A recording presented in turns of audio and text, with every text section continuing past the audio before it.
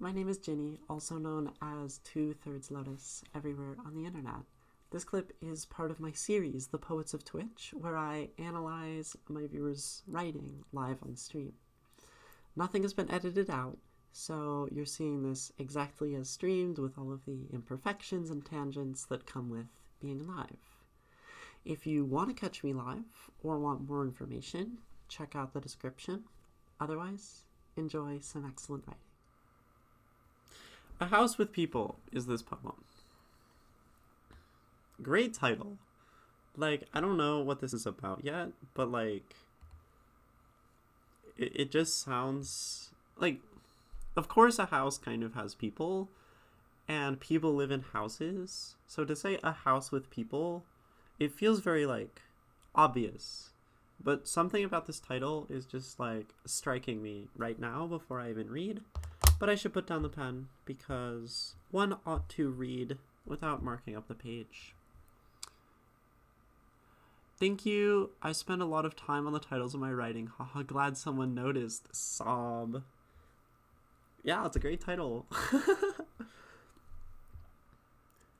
A house with people is never quite still. Wait, I forgot a few things. Penguino, I must ask, are you okay with this being on the YouTube? Are you okay with critique? And do you have any specific things you want me to be looking out for and potentially commenting on? Because that is probably, I'm realizing, the thing that people can tell me to help me the most. Anything that they are looking for to get out of this.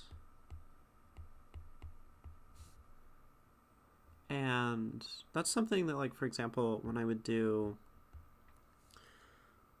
master classes or lessons with music professors who weren't my personal professor, sometimes they would ask so you're bringing in this piece of music, but what do you want me to listen for so I can help you the most with what you want to improve at?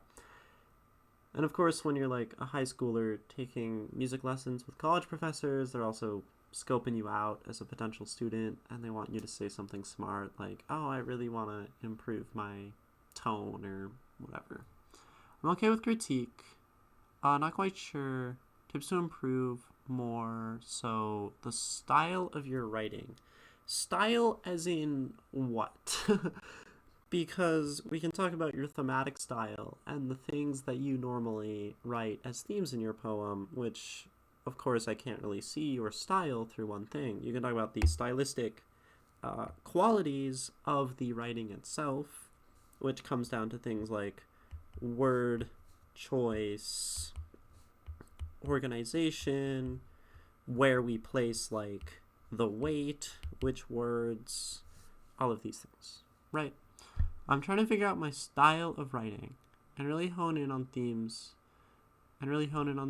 or techniques, or maybe just technical things about the structure and the basics of poetry. I've never gotten that in education before, so yeah. Okay. Yeah, we can... Sounds like you're open to a lot, and I'll think about that. Your style, how this writing feels, and I have read one thing before. That was the essay, slightly different from poetry, but yeah, it makes some sense. It's still very broad, but that's no worry at all. So now I'll actually read it, hopefully, maybe, if I don't get distracted. A House with People. A house with people is never quite still. But this one breathes with a quiet that kills. The walls seem to pulse, stretched tight by the weight of unsaid words as if they'll suffocate. The dining table is a canvas of despair, holding no family meals, just a void in air. Instead, we gnaw on the tension and the dread on our plates, each morsel steeped in unspoken hate that accumulates. Each room hums with tension, frigid and old like fingers picking at a healed wound growing bold. Doors don't slam but creak like brittle ribs bending. Breaths of despair linger with a darkness now trending. No laughter and no warmth, just the brittle snap of tempers like tendons pulled too taut, ready to snap. A house with people but no family, with walls that listen and see constantly. The eye pushes out from the wall, first a grotesque bulge distorting the plaster, then the veins unfurl. Like serpents, coiling and twisting, stretching long and taut, it floats toward you. Tethered by that thick, pulsing vein, reaching out with sinister intent. The sickly iris glimmers, hungry and watchful as if it craves the very essence of your paranoia. Faces drift by like hollow-eyed ghosts, the skin too tight and the bones almost exposed, and when words do come, they're not words but wounds cutting deep, their edges festooned. Fragile tempers splinter like bone-breaking skin.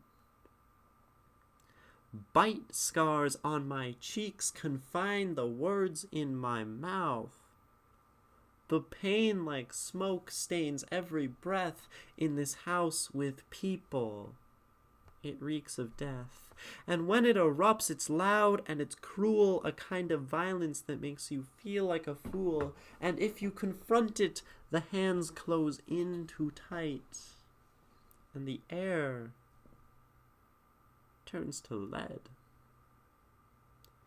In this house with people, everyone's dead.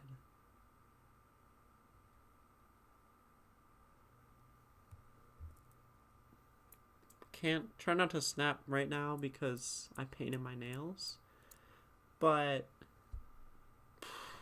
yeah, this is cool. I like it.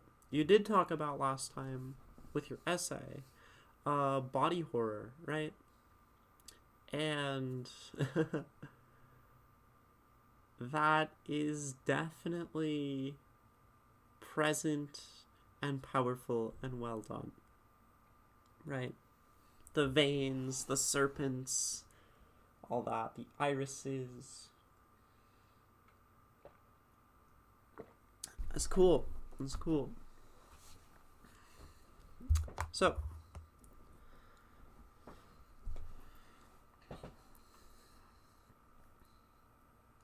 thank you. I really appreciate it. Yeah, the body horror sneaks in everywhere. Yeah. So let me read through it again, maybe stopping to underline things that stick out, and maybe I will try to stick to my color scheme. For those who aren't familiar, purple, blue, green, and red. This can be a useful way to organize your own analysis, to do some color coding, make it pretty, all of these things, instead of just, I sometimes just scribble in random colors, depends. Purple, things that just stand out. Kind of usually is the same as green, which is things I like, but sometimes things stand out and I'm not sure how I feel about them standing out. Blue is questions, and then red is critique. My handwriting is going to be pretty incomprehensible with the nail polish. A lot of the lines have a double meaning. Going to be cool to see what you interpret. I'm sure they do.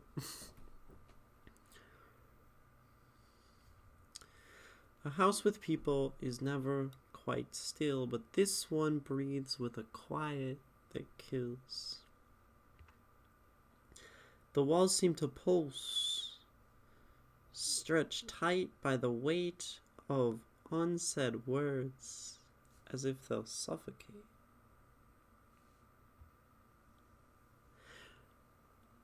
What's purple? It's just like things that stand out. It usually just means like green, but I don't want to use green for color variation. The walls seem to pulse. Anytime I am a big fan. I think I'm noticing of characterization. So maybe I'll put this here. And that's a fairly foundational like topic in writing that I haven't specifically dedicated time to. Characterization. Big word. It's a lot of letters. 3, 4, 5, 6, 7, 8, 9, 10, 11, 12, 13, 14, 15. 15 letters, 16 letters in characterization. Big word. Oh, I could have put it over there. Anyway, it always sticks out to me, I think, when we take objects and give them qualities that make them alive. And I think the idea of pulsing, stretched tight, and you do this later, kind of, you talk about like skin stretched tight. Maybe I'll find that as we go through. The dining table is a canvas of despair, holding no family meals, just a void in air. Instead, we gnaw on the tension and the dread of our plates, each morsel steeped in unspoken hate that accumulates. Each room hums with tension, frigid and old, like fingers picking at a healed wound. This line was really cool metaphor to me. Just, it made me feel something when I read it the first time. Doors don't slam but creak, like brittle ribs bending. Breaths of despair linger with the darkness now trending. Yeah, so anytime you're characterizing the house with ribs, with rooms that are fingers, with all of these things, I'm a big fan. There's a slight overuse of tension. That's kind of what I'm gonna say, but not exactly. No laughter and no warmth, just the brittle snap of tempers like tendons pulled too tight, ready to snap.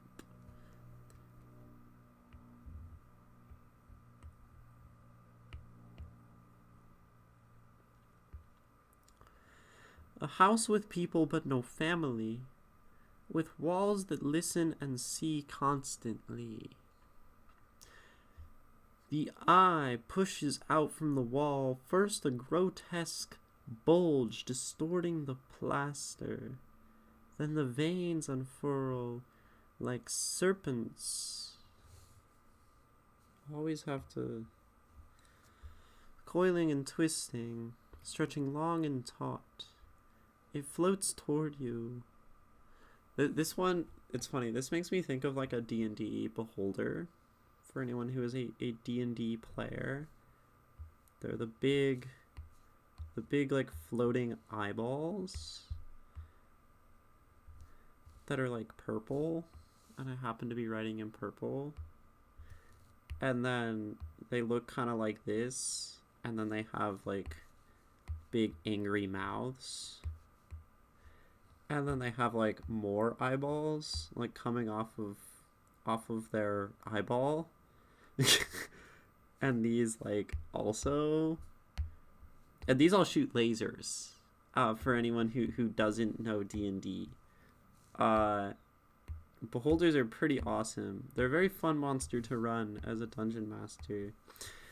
And they have like one laser that can like disintegrate your character, and they have a laser that can like just kill them. It's like a death ray, and then they have like a fire ray, I think, and then like a charm ray, you know.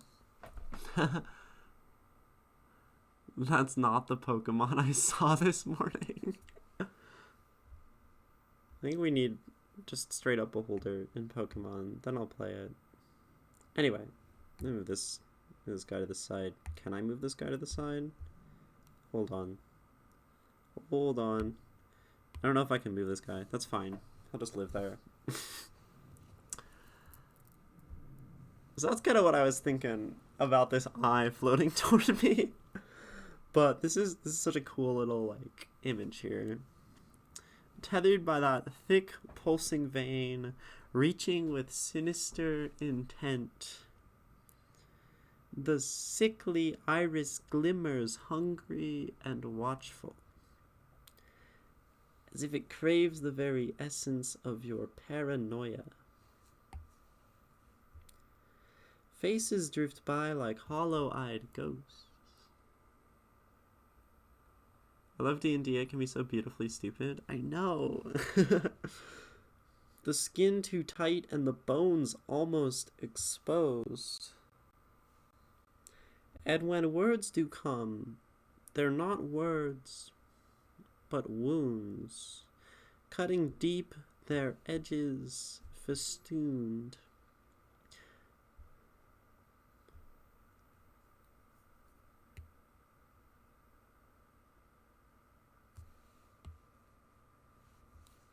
Fragile tempers splinter like bone-breaking skin.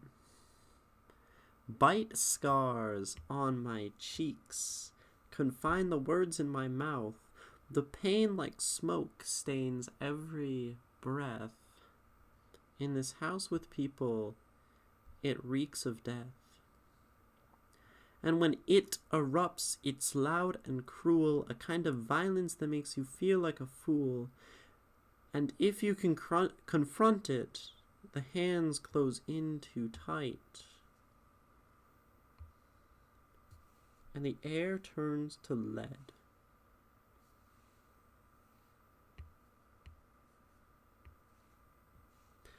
In this house with people, everyone's dead. Well, I always wanted to try it, but I never got around to it because it's not really a thing here.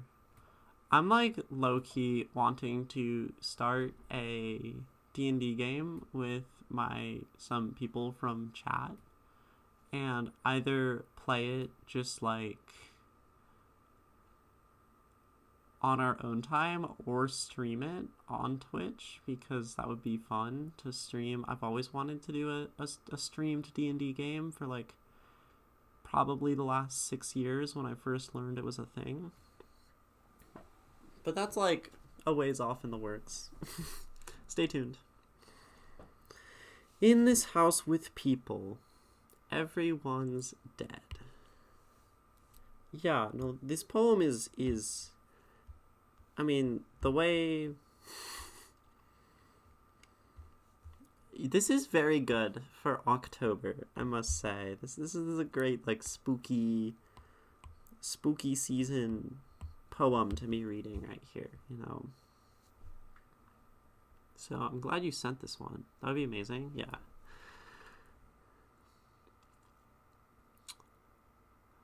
So, spooky haunted house poem. Like, that's what this reminds me of, right? Like a haunted house. And obviously, it's not exactly what it's saying, but there's scary monsters in a house that's kind of feels like it's trying to kill us. And everyone is dead. What do I want to talk about, though? Ain't that the question? You wanted to talk about style.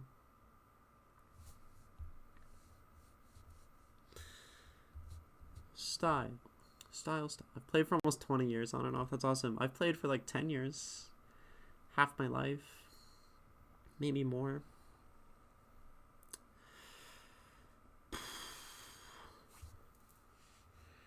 What? So you wanted to talk about style, Penguino. And I think this might be a good place to talk about style and consistency. Oh, also I was going to talk about characterization.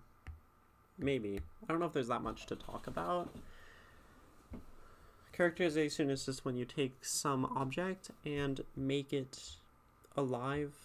In this case, the house, the walls. Giving life to something, turning an object into a character, that's all it really is. Happens a lot. Favorite class in D&D? Dungeon Master? No. In 5th edition, I don't know.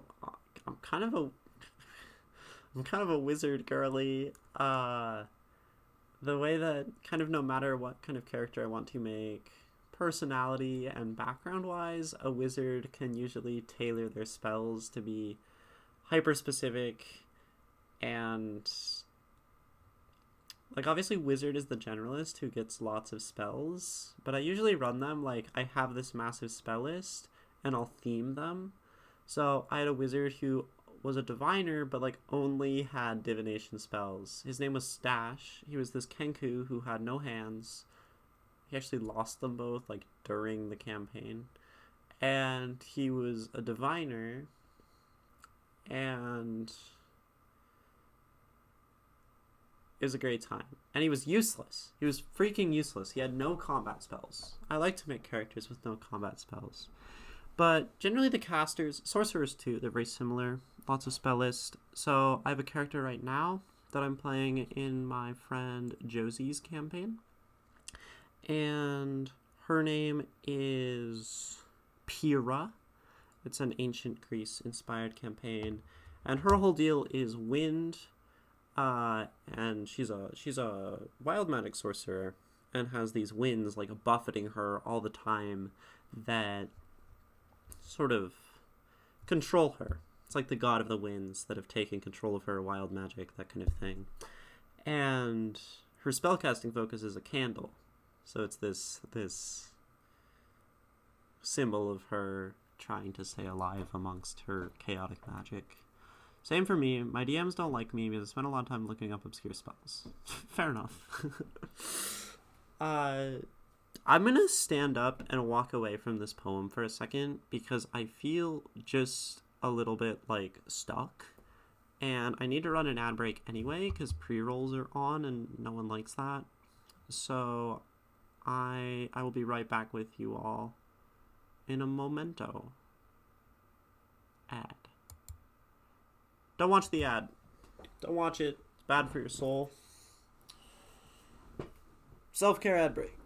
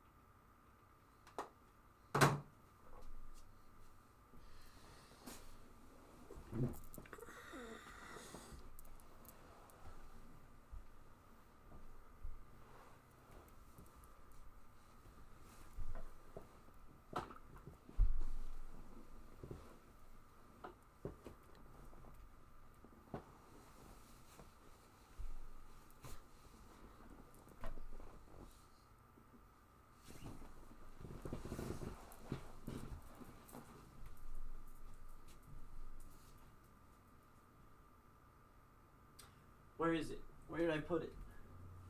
You have done RPGs. Where are you? Where did I put you? There you are. Okay, y'all. Sorry, banged my table. Y'all are talking about indie RPGs, right? Yeah. So D&D is fairly simple. It's not the worst, and I would say it's like functional for new players, but it's very combat-y. It really like structurally encourages you to kill things. That's not my jam. I don't really like death. My favorite indie RPG is Wander Home by J Dragon. This is the most beautiful freaking RPG ever made, and I love it, and it's the best. This is a game where you all play as like anthropomorphic animals wandering around a peaceful pastoral land. And it's written like a storybook. And however, this peaceful pastoral land, here's some beautiful art, is recovering from tragedy, from a war. And many people are displaced. Many people are still suffering. And the game, it's called Wander Home. You are all in some way hurt and searching and trying to find yourself a home. There is no like dungeon master or GM. At least there are a few ways to play it. That's how I prefer with this game. And there are no dice either. It is purely storytelling, more so than like board gamey in the way that D&D is, right? And so you describe all these like sort of beautiful magical things for your character, and you have like really kind of funny actions, ceremonial object to honor the spirits, and then you connect yourself to characters, and the actions you can do, sorry that this isn't like super well cropped for this, but like the actions that you have in game are like super simple, and it's generally just a rule of like, well, if your character can reasonably do that, they can, and these are guidelines for how your character ought to act within the sort of playbook. And there's all these beautiful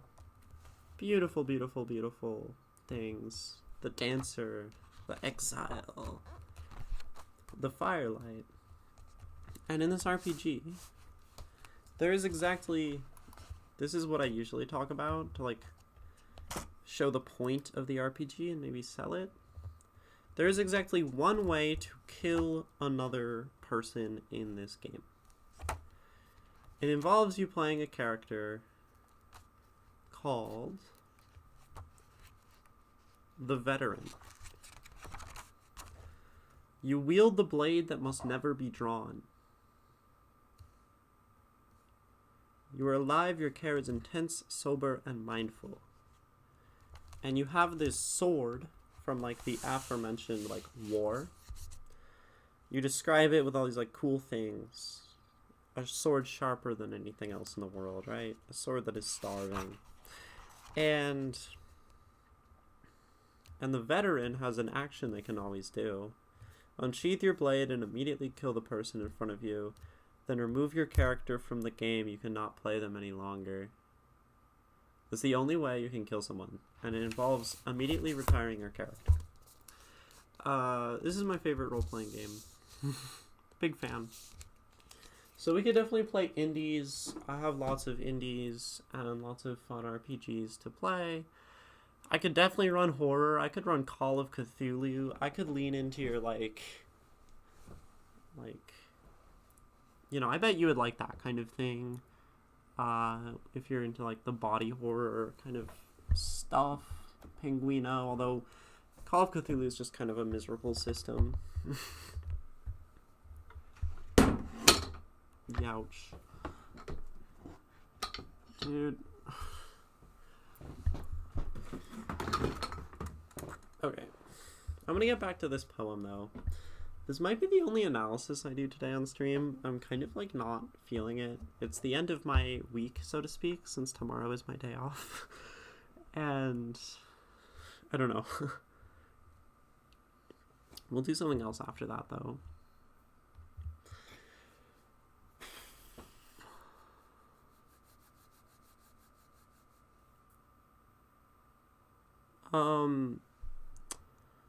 Okay.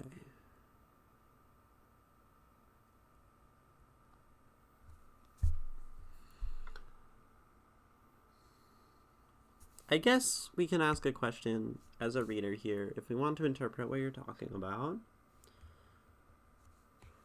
What is the house? You know, if we have a subject, a house with people, what is the house? Potentially, this is a literal house.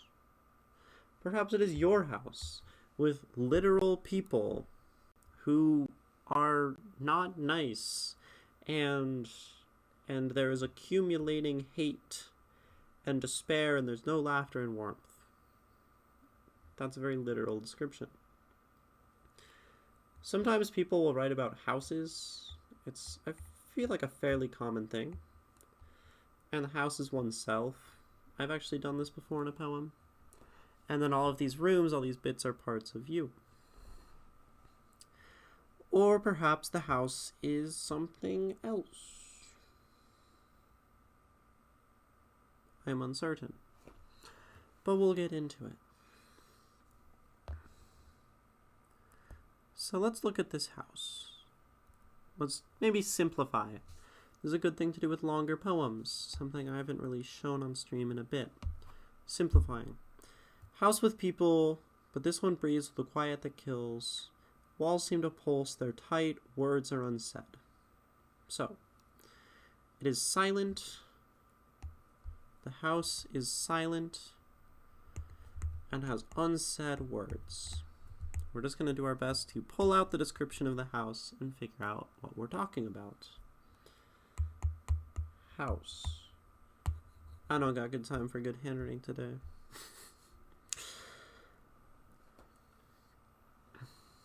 Right. That is the house. Dining table is a canvas of despair, holding no family meals. So, the people in the house, there is a family, or maybe it's a house that should have a family.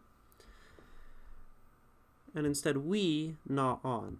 Right? So the family, we. That's a good sign that this could be talking about a literal house and a literal family.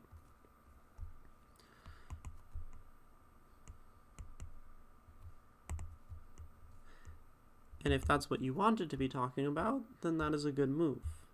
If you'd rather keep it vague, then I think the most telling word here is we. Nah. We implies these characters, myself, and like my family, or the family, or the other denizens of this house.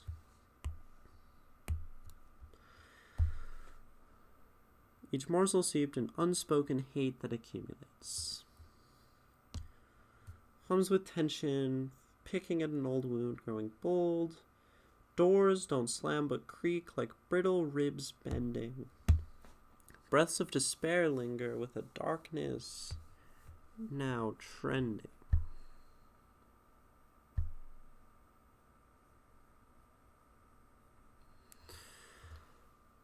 Doors don't slam sticks out to me here.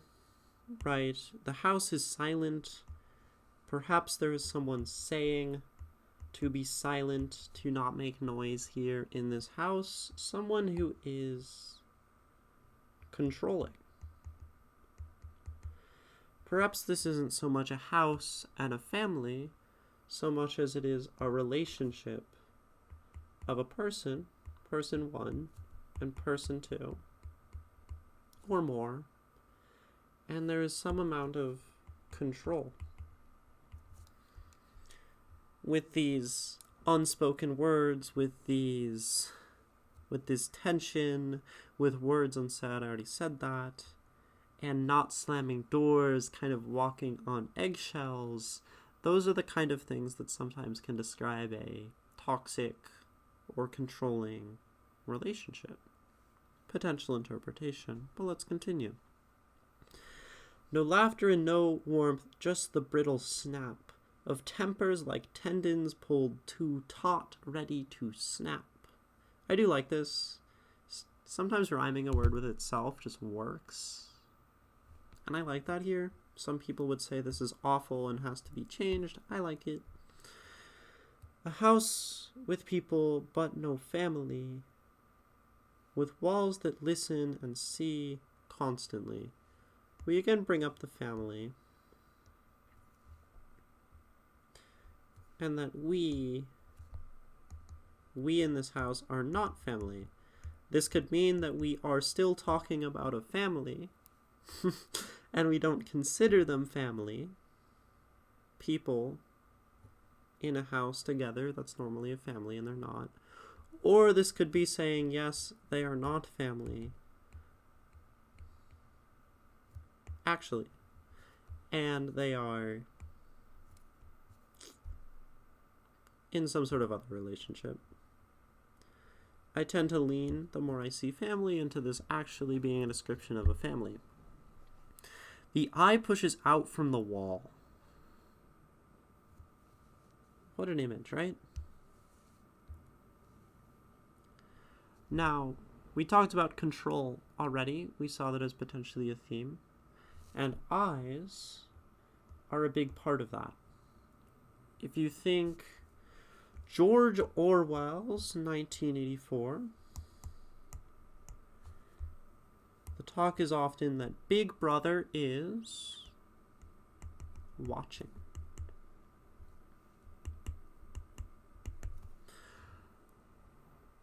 Surveillance. That is what an eye is. You see sort of art, dystopic things of eyes watching always. You are the subject of scrutiny. Potentially the idea, an incredible image of the panopticon. Oops.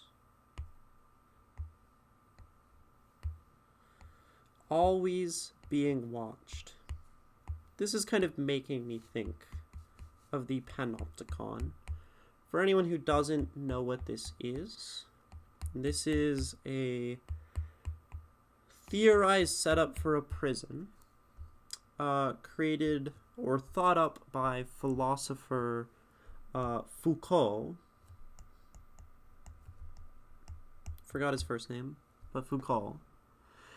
And you have a tower in the middle, surrounded by the cells in a circle, going all the way around, right? So these kind of continue this way. If I wanted to do actually like perspective, they would get narrower on the sides, like so. Beautiful. Look how you can fix an image so quickly. Foucault talked about the panopticon. Inside this one-way window in the center, in the observation tower, you would have guards, placed such that no matter the cell, the guard can always see every single cell in the panopticon. Pan, if we're talking about the root of the word, pan means all, pansexual, pan-American, pan whatever, right? Opti, meaning see, optics, optometrist, and con... I don't actually know off the top of my head. A setup where all people can be seen at all times, but they don't know. You only need one guard here, and he could be looking at you at any time, but you can't see him through this one-way window. So you have to assume that you are always being watched. I have like a potentially novel that I want to write, a kind of dystopic novel that takes the idea of the panopticon and puts a spin on it through the lens of the internet. But I also don't like writing prose. And in a sense, this house, I think it was invented by Bentham in the 18th century. Foucault used it as a metaphor. Okay, I see. Well, then my apologies. I only had read it actually in Foucault. Thank you for the correction, stylish fail. Foucault used it as a metaphor for kind of what I'm talking about. Control and surveillance and the things that Foucault liked to talk about. He was big on that. Okay, so it was invented by Bentham. My apologies for my false information. Thank you for the correction, stylish fail. So yeah, regardless, point stands. So this feels, in a sense, this reminds me of the panopticon. You might always have an eye pushing out of the wall. You might have someone say, come into your room, or ask you a prying question, or be controlling, and you don't know when. The eye can just come pushing out of the wall. They built the Newport prison like this. I didn't know that they have actually built panopticons. Now we're gonna look it up. Newport panopticon.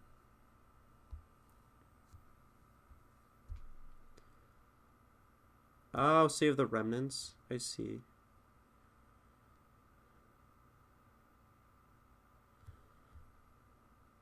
Not too much.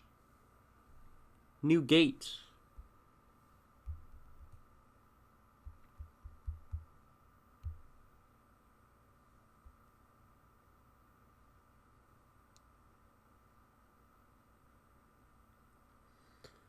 Yeah, I remember seeing this image in Foucault.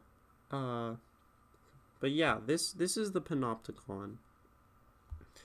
So it's an interesting image for a panopticon. But this is an image that I saw. It's in a book by Foucault, this one, or it's used. It's from somewhere else. Foucault did not make this image. But you are a prisoner, and you might always be observed from the central tower. All of the prisoners can see it. The tower has a view of all of them. It's really terrifying, right?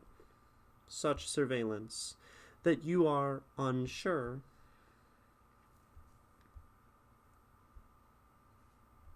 when you are being watched, when the eye can pop out of the wall at any time. First, a grotesque bulge distorting the plaster, then the veins unfurl like serpents. I underline serpents because this is a literary symbol. We take a lot of literary symbolism from the Bible, and that is indeed referring to like sin or temptation. I don't think you are using it here, and it isn't like always, right? And it leads to TikTok speech for censorship. What leads to TikTok speech? What are you saying?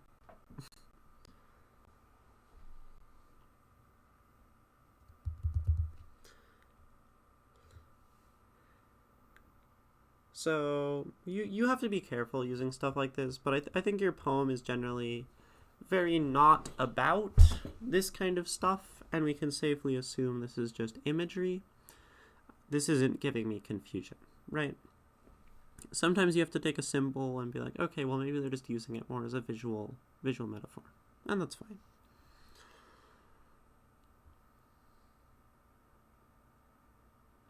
It floats toward you, tethered by that thick, pulsing vein, reaching with sinister intent. The sickly iris glimmers, hungry and watchful, as if it craves the very essence of your paranoia, right? The panopticon, like we were saying, it runs on paranoia. Because you don't know, there's only one guard. He's only ever looking at one person at a time. And yet, it is the paranoia that he's looking at you right now that keeps you still. So, this is turning into like a metaphor that I quite like for this house. This house is the panopticon, right? Faces drift by like hollow-eyed ghosts, the skin too tight, and the bones almost exposed. And when words do come, they're not words but wounds, cutting deep, their edges festooned. Define festooned.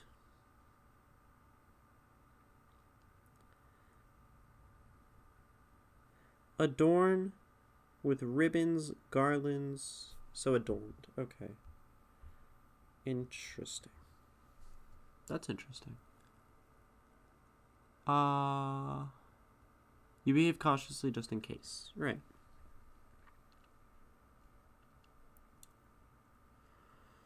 So, this is interesting.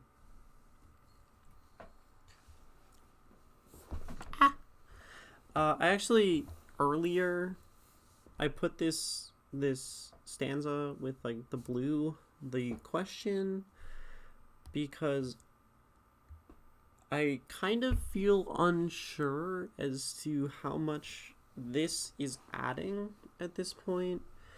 Talking about the faces drifting by like hollow-eyed ghosts, it just feels maybe less effective than the I talk earlier.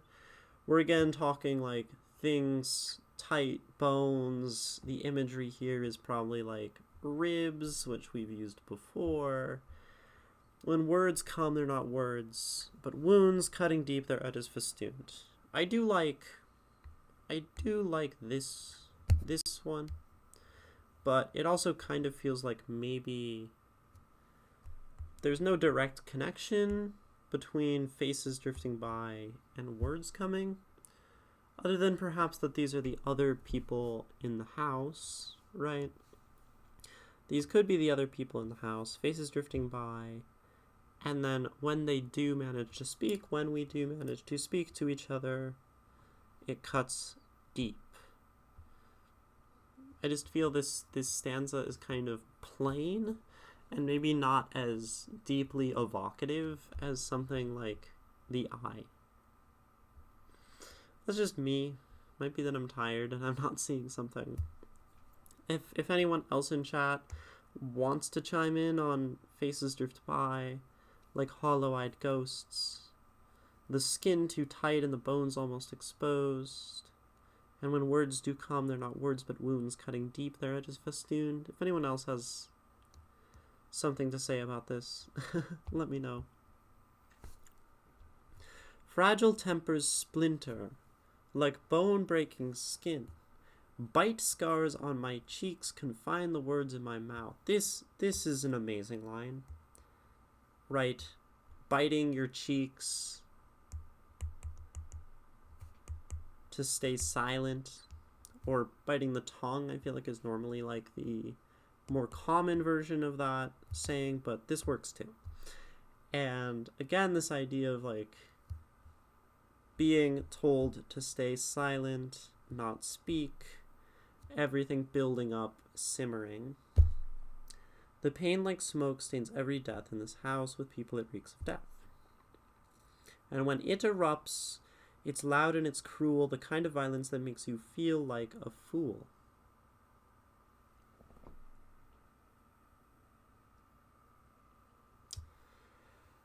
And if you confront it, the hands close in too tight, and the air turns to lead. Again, lead, metal, being locked in, being suffocated, hands closing in too tight.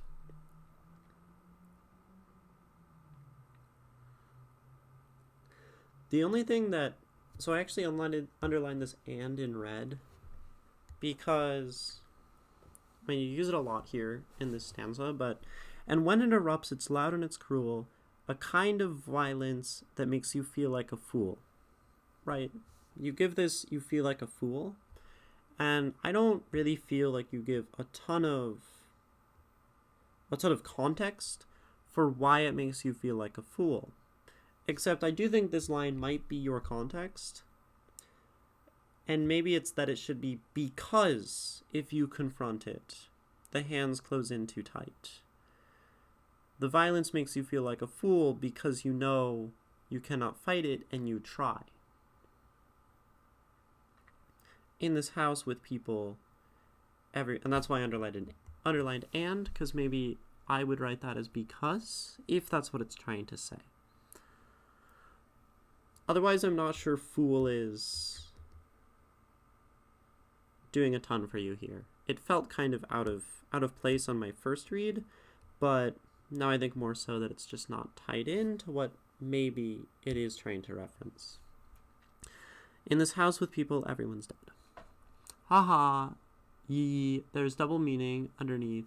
To be fair, kind of boring, but I want to spoil it just in case. Oh, of course. That makes me want to go back. Faces drift by like hollow-eyed ghosts. The skin too tight and the bones almost exposed. Okay, maybe I need to look again at what festooned means. Festooned. Like it feels like a really bizarre word to use. Decorated, essentially, to simplify. Cutting deep, their edges. Decorated, basically. Is fascinating to me, this idea of like art or beauty or adornment amongst those things. Pretty paper and flowers. 16 days till America cracks or keeps going for another year. Yeah. Wait, actually that's soon. That's crazy. Do you mind if I explain a little bit of the poem afterward? That's fine. You can explain it. I would like to hear your explanation of this one. It's cool. But I guess to me, overall, this is talking about a very overbearing feeling from this house. I think I do really like the way that the panopticon feels like it relates to this. And from a thematic perspective, the other thing I've read from you is "my body oppresses me." And you use physical things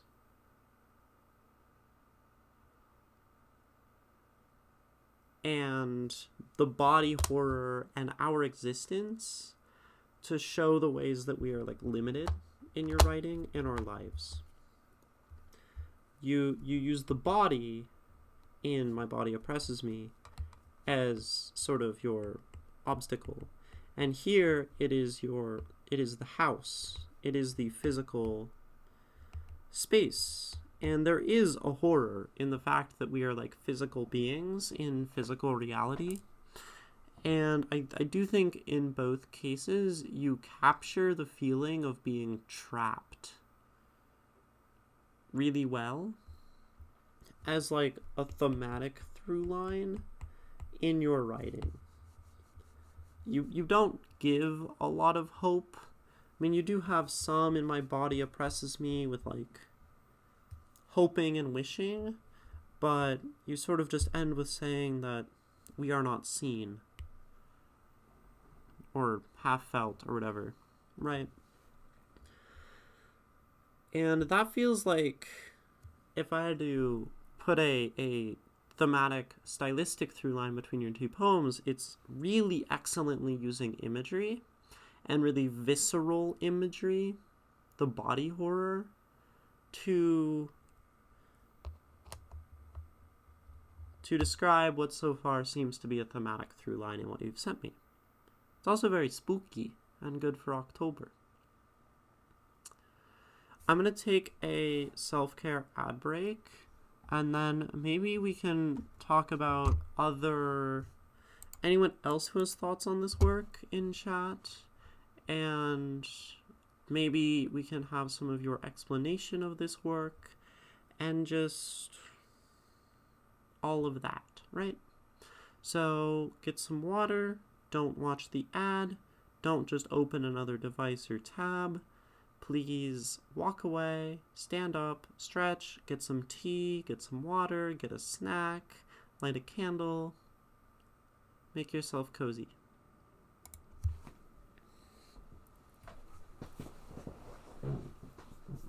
Shark.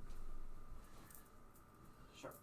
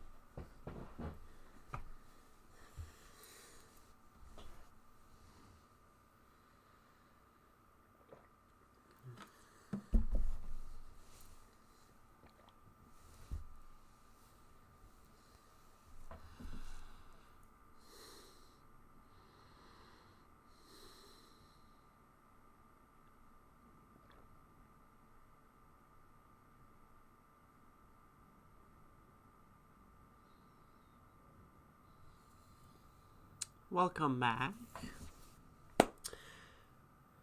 to The Poets of Twitch and A House with People by Imrpenguinoman.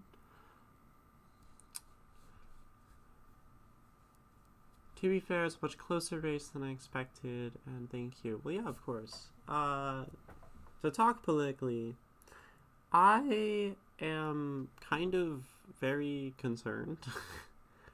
I think it was very similar with the 2016 US election, that there was this kind of air of confidence about the Democratic Party that, like, Trump is sort of nonsensical and it would be a blowout, and then Hillary lost the election.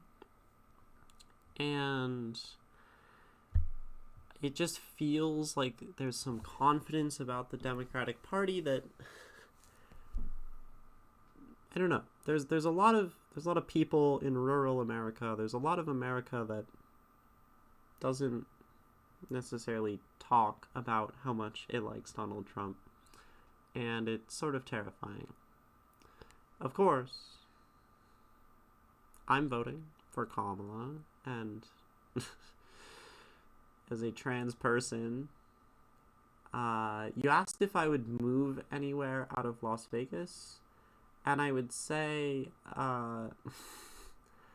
if Trump got elected, I would maybe start to look internationally, depending on how,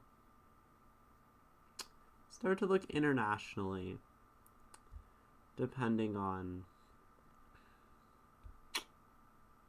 how bad the Trump stuff gets. Kind of shooting themselves in the foot, especially with the Biden-Israel situation. Yeah, I don't like how Biden be handling things. I just find it sort of abhorrent that people who are like generally broadly Democratic voters, or people who are would call themselves very left-wing, would decide to do something like not vote for Kamala because of the single, Israel issue, which she admittedly I think is pretty bad on. She hasn't said a lot on it. And when those are the same very left people who claim to support all sorts of rights and freedoms, and then would potentially throw away that vote off of what is an absolutely important issue, but to not vote because both I don't know. I am not a fan of the one issue voter. That's just my thought. I think if you're a one issue voter, you need to read more.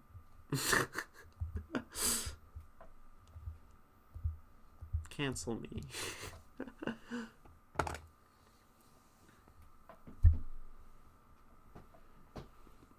Yeah, free Palestine. Trump won't be right. Yeah, and no vote is at that point, if if that issue is a non-issue, at least acknowledge that there are other issues that really do matter and impact people. And yeah, of course, I want, as much as any other deeply impassioned supporter of the people in Gaza, I want the war to end. I want it to end peacefully with rights and protections for the people suffering in Gaza, and I want it to end with minimal losses for the people of Israel who, civilians. There's no winner in war. And everyone's a loser, and yeah, Palestine is more of the loser and losing so many innocent people, and it's awful, and it's something that can never be undone. But to throw away a vote that affects, let's say, half of America on that issue is, I think, fairly hypocritical for someone who claims to care about the rights of others. That's all I'm going to say on that one, probably. I don't like to talk too much politics. Asmongold just got a big ban for saying some uninformed things about Palestine on Twitch, and he got banned for, I think, a month. So, and it's not that I have bad opinions. I think I'm well informed, and I think I have a solid moral framework about me. But the internet is a place that can sometimes, things can be pulled out of context, right? So it's just why would I talk about it? Of course, I have a platform, and I should also say, yes, free Palestine, I'm a person who a few people listen to, but also my place is to talk about poetry on Twitch, not political issues. I'm not a political streamer. I'm not Hassan, whatever. I don't know. I'm just a girl. Um, Penguino, did you have any things you wanted to say further about this poem? I mean, I know you do, right? Yeah. So, you had some things you want to say. And then if other people have comments as well, of course, we're always happy to hear everyone in chat's comments. I am not an authority on poetry. There is no such thing as an authority on art. All of your opinions, everyone in chat, your opinions are just as valid as mine. Phase drift by like hollow-eyed ghosts, instant too tight. And when the words come, they're not wounds, cutting deep, festooned. So this stanza is a weird one. Actually didn't want to leave it in, because like you said, it did sound a bit plain. So I guess I should add that this poem is about my actual family, and a little of my dad. The hollowed-eyed ghost refers to the rest of the family. Yeah, and I drew that out a little bit. Like, you're all these hollow-eyed faces. I said, maybe that's the family, and that makes sense. And then when you talk, when the skin is tight, and then the words actually happen, they cut, right? And the skin being too tight and the bones exposed are about how they have their issues on show and almost sort of dare you to call it out. Interesting, like the skin being tight as maybe inviting you to call it out, inviting to cut, in a sense.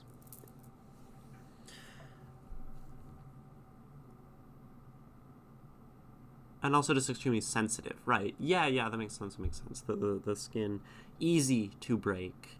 And that goes along with other things, the everything being this fine line, the tension, everything's about to break, explode, erupt, I believe is what you said, right? And yeah, I mean, it's a...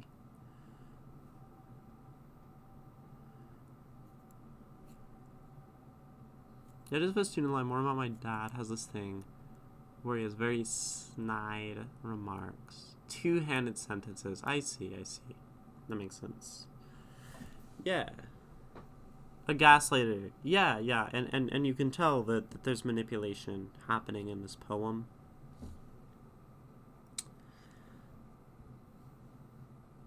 Like, I would say that's what I was talking about with the panopticon and the eyes watching and the paranoia, craving your paranoia, right? That's manipulation to me. Because it makes you feel like a fool for even confronting it. Yeah, that's what I was saying, maybe just having this and being like a because. A kind of violence that makes you feel like a fool, because if you confront it, the hands close in too tight. Or for if you confront it. Instead of and if you confront it, it feels more like in addition onto that statement than directly tying in to the idea of the fool. And I kind of figured that's what you were saying. It just maybe felt a touch disconnected.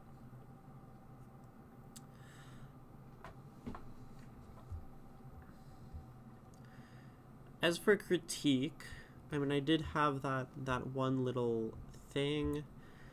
I underlined at the start, like, the tension. He gets his ego boost from how his house is so cryptic, almost obeying him in a way, maybe. Makes it seem he's always listening. Yeah.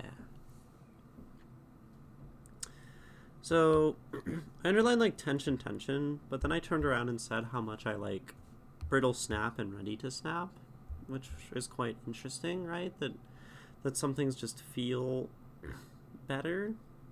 Instead, we gnaw on the tension and the dread on our plates, each morsel steeped in unspoken hate that accumulates. Each room hums with tension.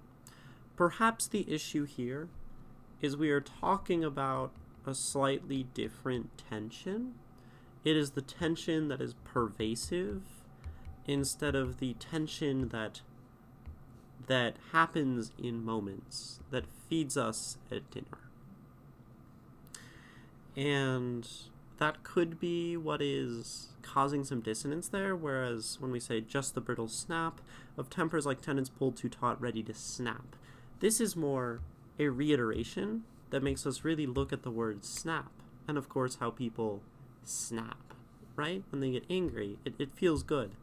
I think repetition works the best when they're related to the same thing in this instance. Whereas when we go tension, tension, using the same word, it just kind of feels like watering down the word, since it can be used in two places. Of course, another thing with repetition is if you repeat it enough, talking about tension in every stanza, it would show the different kinds of tension, which is an interesting dichotomy there. You all sort of weirdly like it. Not really, maybe we're used to it. Yeah, it's comfortable, right? It's normal. I also feel like I should be writing about why the tension is thick instead of just telling you it is. Yeah, and in some cases, like, I talked a lot about the I part and how much this gives the feeling of control. This really shows me a metaphor for what is happening to cause the tension. And it is my favorite part, so that's a good thing that you point out. Whereas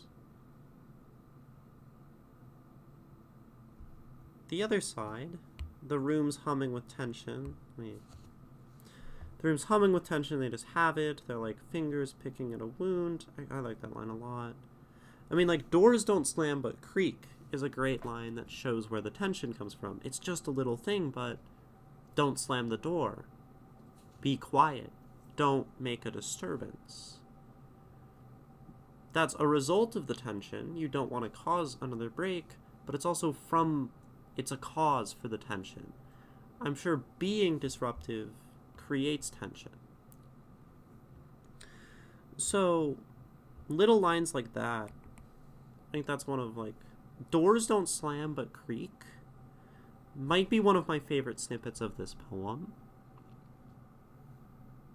because it does that very well. And the door relates to the room. If the door has tension and you slam the door, add more, that's the chance for it to break like a brittle rib, right? So I do like that one, and perhaps there are other instances where you could add little sentences and do some more showing, not telling. Because with horror is kind of what you're doing, right? No one wants to read a horror book with a narrator saying, I saw this. It was scary, and we can substitute scary for tension with your poem. We want our horror book to be so deeply laden with imagery that the text, the narrator, scares us too. And if you're writing horror, and that's maybe part of your style, I would encourage, maybe that's my comment on style, is that you're explaining and telling, and you kind of do similar things in the essay. We actually, now I'm remembering, we talked about the same thing, how you had this not an abstract concept and then continued to talk abstractly. And my favorite parts of this were when you showed me and didn't tell me. And horror, I think, is so much more scary when you show me and show me that it is real and can be real for me too. So, if I want to give you one piece of advice from that little ending bit, and I think it covers everything, is to scare your reader.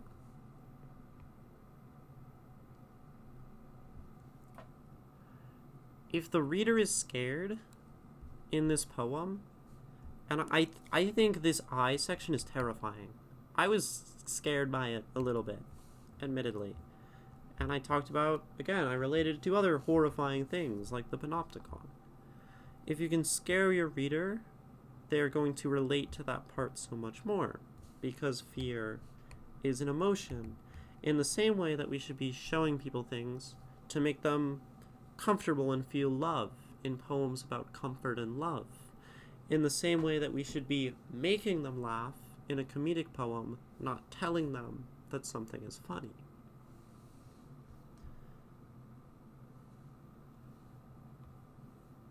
So I think for you, especially when I connect it back to the other essay, I would work on showing and describing and using some of, you do have really beautiful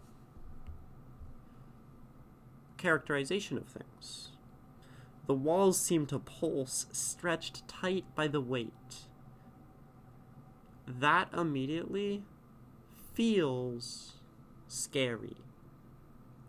The walls feel alive. You get this feeling that the house itself is alive.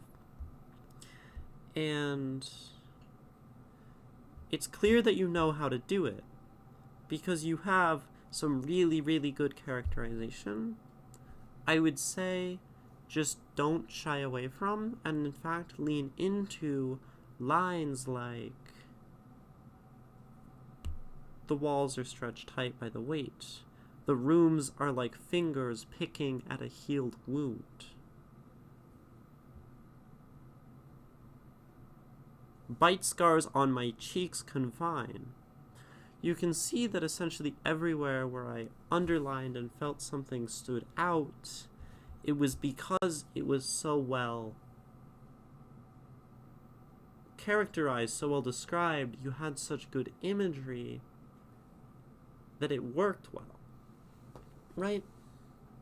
So, this might be the common case of, you do something well, do it more. But I really think if you took this poem from the approach of, this house is terrifying and it's terrifying to me, and I am going to scare my reader and give them that same fear that I feel, I think your poetry will go a long way, and I think you will be able to write some really incredible things, because you have an understanding of fear and paranoia and body horror, and also of deeper ideas of, in My Body Oppresses Me, societal fear and terror, and the philosophical aspects. If we're talking about Foucault, maybe you read him. He's a really great philosopher who talks more about prison and subjugation and like how to control people, but that's one way to do that, right? Wow, that's tough, honestly. It's really difficult to strike a balance between giving something context to be scary, then jump on the trampoline to make that horror much more terrifying. And it also is just a personal issue. Oh, for sure. Again, it causes you fear, and to share that fear with someone else. I mean, this is in a sense so much different from, let's say, a Stephen King novel that shows you something scary, a killer clown. This is exposing your own fears, putting them into metaphor and imagery, and then having them scare someone else. That seems like it would be a deeply uncomfortable thing to do, and maybe something that you shouldn't do if that doesn't sound appealing, or if that sounds like it wouldn't be enjoyable writing to you. But I can guarantee 100% that if you leaned into it,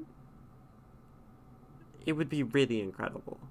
And it's already really good writing. I got to the end and I was like, wow. And you could blow people away with that. I've been told it's the best part of my writing, but it's also the part that elicits the most disgust for it. Yeah, and that's why it's the best. It elicits an emotion. And seeing it being so polarizing makes me want to make it more palatable. So, yesterday, you weren't here yesterday. We talked about Bukowski and his poem, The Best Way to Get Famous is to Run Away. And the poem is basically him telling a story of him looking like a crazy person, digging a hole in the ground until he's head deep, people gather, they watch him, and then the result of him digging a hole in the ground is fame and TV deals and people wanting him to write a book. The title is, The Best Way to Get Famous is to Run Away. And I believe he's saying the best way to get famous is to run away from the things society expects of you. Run away from what is normal and conventional and comfortable is what Bukowski would say, and what Bukowski displays in his art. So in a sense, I would hazard a guess that Bukowski would tell you, don't make it palatable for anyone. Write the thing that is going to elicit the emotion. Run away from the comfortable and really, really deeply engage your viewer or your reader, because art that disgusts us, we look at art to have a reaction. It's communication. I look at art. I want to be moved. I want art to move me. I want art to inspire me. I want it to scare me. I want it to make me cry. And maybe that's not the case for everyone, but I feel like it is, and maybe they don't want all of those emotions. A lot of people aren't comfortable with art scaring them on a personal level, where it relates to their own insecurities and the things that are difficult about their life, and this deep, almost philosophical fear. But, I also say on stream, we shouldn't shy away from art that makes us uncomfortable. We should jump into it and say, why is it making me feel this way? What do I feel about that? How can I emulate it, or what do I think about it? And if you were to listen to Bukowski, and Bukowski is a famous, published, now dead, poet, one of the most renowned poets in modern American history, he would tell you probably, I don't mean to speak for the dead, but I'm starting to understand maybe some of his ideas as I read his work. I think he would tell you the same thing. Now the question is, do you want to listen to the advice of Bukowski? Do you want to listen to the advice of the drunk, outcast, tortured artist, awful person? An incredible artist, nonetheless. That's your choice, right? And sometimes making art for us isn't about making the art that is going to impact the people in the most forward, brutal, and emotional way. Sometimes we're not comfortable with making art like that. However, if you're writing horror, and your writing is already like this in what you've done, then I too would advise you to lean into it, because you have a skill in it. I don't like to talk about talent, but I might be coming around to the word, because this is something that you have from your experience that you are just able to describe somehow better than me. I can't write scary stuff like this, I don't think. But you can. And that is perhaps a talent, an eye for imagery and mood, just to say that this feels right. And I don't think I can write something and know that it feels right in the same way that you can. Of course, I'm also really good at analysis, and every time I read your thing, I learn, and I steal a little bit of a lesson from you for myself. And that's how I continue to get better at poetry. I feel like I'm improving a lot by analyzing. But maybe in that case, you could even start by reading Bukowski. He's not horror, but he's someone who slaps you in the face with opinions. And you could read other renowned, scary poetry folks. Edgar Allan Poe is perhaps the most iconic. Kafka, I think, would supplement the way you see fear and control in a really brilliant way. And I would read, we said Foucault, other philosophers and people who think deeply about these things. If you want to get better at art, if you want to get better at writing in a certain way, read the writing that's done it well, do it yourself, do that yourself, and then share it with people and see what works, and then criticize, be criticized, and you'll be the best horror poet of the modern age, But it's about putting in that time. It is quite revealing, though. I should focus on the better parts of my writing and lean into it, and hone in on that. Art is made to elicit feeling, and I shouldn't be afraid of that. If I want my poem to be memorable and shocking, I should shy away from it. Yeah, and I like that point. Shy or lean in to the parts that you are good at. Of course, that is only if you like that you are good at that part. You talk about style and finding a voice. And if you like that those are the parts of you, of your writing, that can elicit this emotion, lean into that so much. That's going to be so good for you. However, if this isn't what you like to write, we talked about this earlier in my writing. I can write very well the kind of technical, wordy, impressive spoken word stuff, but I don't like that, and I don't want that to be my style. So I'm moving away from it, and I'm moving to something that I think I'm decent at. I don't know. and that's like a choice we make. Do I want this to be my style?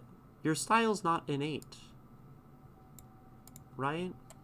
No one wakes up in the morning and can just put on clothes and have it just look good. There's some amount of intentionality, I put on this outfit and thought it through, and I wanted to look like a certain kind of style, right?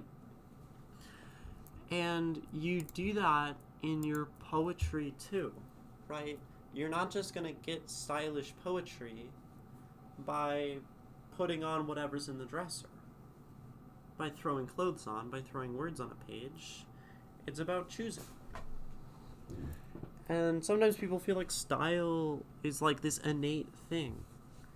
But I don't imagine that Kafka accidentally or innately wrote things that were Kafka-esque. I don't imagine that Lovecraft, the first thing he wrote, I don't imagine it was Lovecraftian. He very intentionally, those two very intentionally, refined their art and their style and their voice to sound like that. And if you find something that you're already good at, then it works. I always effortlessly have style. Ignore my username. And to be fair, in a sense, Penguino, if it felt natural for you to write like that, that sort of is a place where you have effortless style. However, this is also by no means perfect horror writing, and we talked about how much you are like telling and not showing. It's not perfect, but if that is effortless and you can lean into and supplement that style, It's only going to go from there. Of course, if you don't want that at all, let's say you want to write bright and positive and happy poetry, you can do that too. And I think you have tools that are useful for writing optimistic poetry. You know, great imagery, it's just a matter of using the imagery to describe something good, right? So, and I don't know how new you are to poetry. I don't remember if you've said. But if you're new, I'm also not sure if I would encourage you to just dive straight into one niche unless you really, really feel a passion for it, right? You could go and try to write some happy poems. That's kind of what I'm doing right now in my life, trying to write happy poems again. You could try to go write some happy stuff, some funny stuff, and see if something else is more enjoyable, rather than just taking your natural style and making it better. When we talk about style, it's a choice.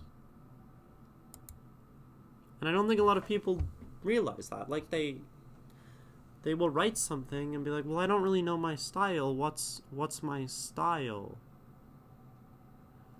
Well, you decide your style. And if you don't know your own style, and I've said that, I don't think I know my own style. And I would say someone who doesn't know their own style probably isn't that incredible of an artist. That might be a bold claim. And I might come back to that and think about it more later. But maybe y'all can go take that one home in your notebooks. Does a style? Is an artist who doesn't know their own style really a good artist? I don't know. I'm going to write that down for myself. Should an artist, because I do think it's intentional, know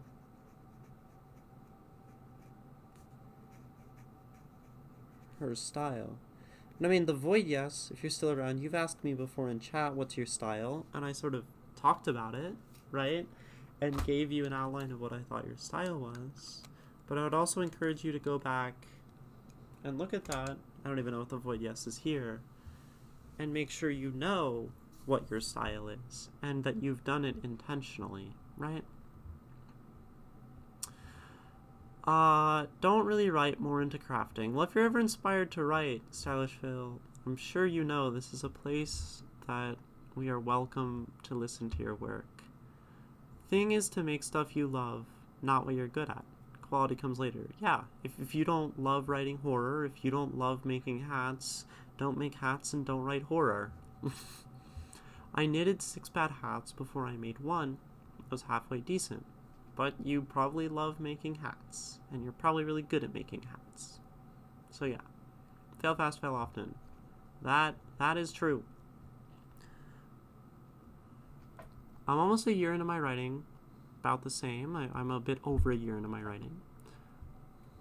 And I picked it up because I'm planning to write a novel next year. Okay, I'm so excited to see where that goes. Keep us all updated on that. I think I'm trying to figure out my style as in literary techniques. I like to think that I can write about diverse topics, and horror is the weird phase I'm in at the moment. I see. Well, we also talked about your really good imagery and all of that. So that might be one of your strengths. And that might be something that you go, try other techniques. But right now, you're pretty awesome at characterization. And you're pretty great at that imagery and all of that. And you're also, and yet simultaneously, you also do a lot of telling and not showing. So I'm not exactly sure where you stand. I don't know. I don't actually know enough about literary techniques. I've been thinking I really need to get some just regular sort of English entry-level textbooks and read them myself. Because I talk a whole lot about about writing, and I honestly have never taken a class on poetry in my life. That might be hard to believe, but I'm a self-taught writer and a self-taught poet. And that means you're getting certain certain thoughts of a self-taught person, right? And yeah, Stylish Veil does have the standing offer to trade beanies for poetry. I'd advise you to take her up on that, because it sounds like her beanies are pretty great. I have a feeling that I live on the complete opposite side of the world, and shipping would be madness. That's true. We have a very international group on the Poets of Twitch in general, and it makes me really happy. I need to go to the bathroom, and the ad is coming up. So I'm going to run a self-care ad break, and you all feel free to chat, but also stand up, take care of yourself, make sure you're staying hydrated and staying fed. These are all things that you should do, and I don't want to contribute to your downfall.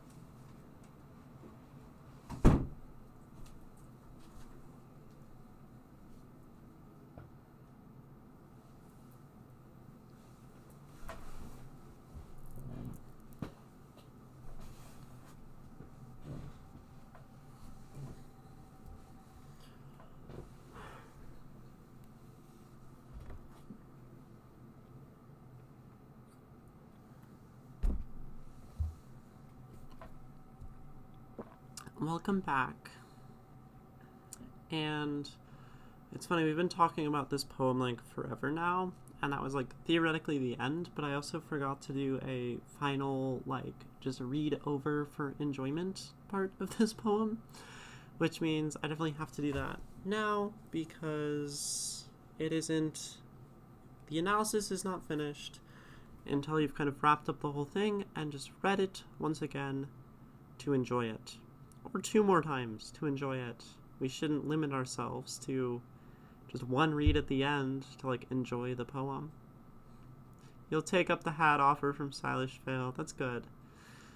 Stylish has already made me a hat, and I'm sorting out things like having a P.O. box, because they're expensive and it's not like a super priority, right? For like the money from stream, because like I need like a better microphone. I'm realizing. Ooh, with the amazing reading voice. Do I have an amazing reading voice?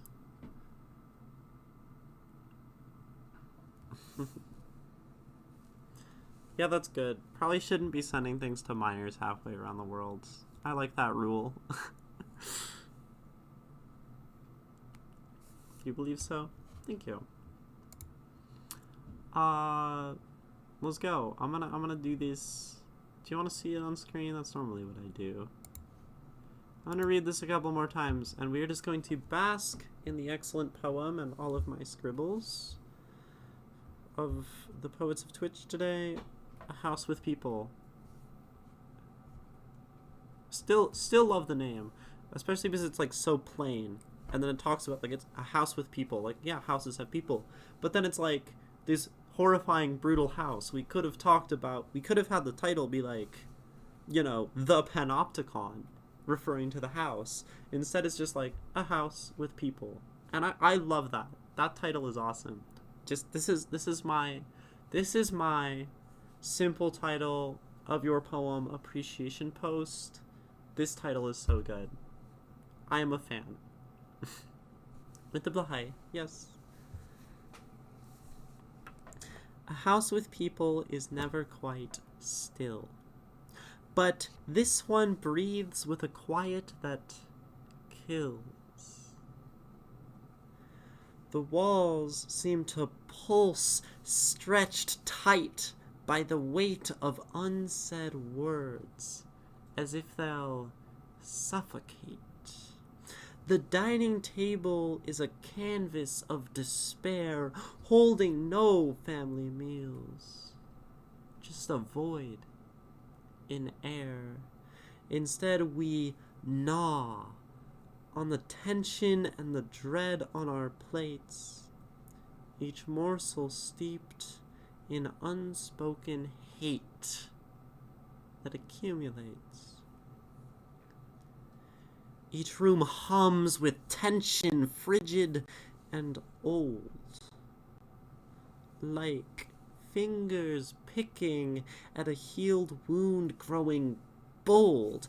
Doors don't slam, but creak, like brittle ribs bending. Breaths of despair linger with a darkness now trending. No laughter and no warmth, just the brittle snap of tempers like tendons pulled too taut, ready to snap. A house with people, but no family. With walls that listen and see. Constantly, the eye pushes out from the wall. First, a grotesque bulge distorting the plaster. Then the veins unfurl like serpents coiling and twisting, stretching long and taut. It floats toward you, tethered by that thick pulsing vein, reaching with sinister intent. The sickly iris glimmers, hungry and watchful, as if it craves the very essence of your paranoia. Faces drift by, like hollow-eyed ghosts, the skin too tight and the bones almost exposed, and when words do come, they're not words but wounds, cutting deep, their edges festooned. Fragile tempers splinter like bone-breaking skin. Bite scars on my cheeks confine the words in my mouth. The pain like smoke stains every breath. In this house with people, it reeks of death. And when it erupts, it's loud and it's cruel, a kind of violence that makes you feel like a fool, and if you confront it, the hands close in too tight, and the air turns to lead. In this house with people, everyone's dead.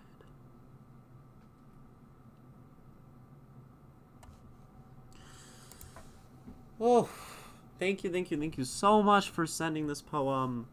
I'm Imrpenguinoman. Chills. I'm glad. I'm really glad you sent this one as a second thing of yours. I think it's really powerful. It's cool. The camera change at the end, though, I always do it. It's sort of a trend that I've done for the last few things on stream, and it's kind of fun. It works well.